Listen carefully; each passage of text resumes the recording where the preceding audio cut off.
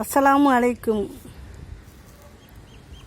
பிறந்தால் வாழ்வோம் என்று நினைக்காதே, வாழ்வதற்காக பிறந்தோம் என்று நினை. வாழ்க்கை வசப்படும். நல்லதையே நினையுங்கள், நல்லதே நடக்கும். அற்புதங்கள் நடக்கும். ஆனந்தமாயிருங்கள். சொல்லிவிட்டு வருவது பிறப்பு, சொல்லாமல் வருவது இறப்பு. இடையில் சிரித்து கொண்டே வாழ்வதுதான் மனிதனின் சிறப்பு. பெத்தவங்களுக்கு காசு பணம் செலவு பண்ண யோசிக்காதீங்க.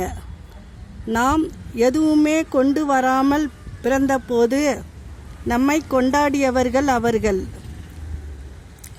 ஆசைப்படுவதையெல்லாம் அடைய நினைக்காதீர்கள்.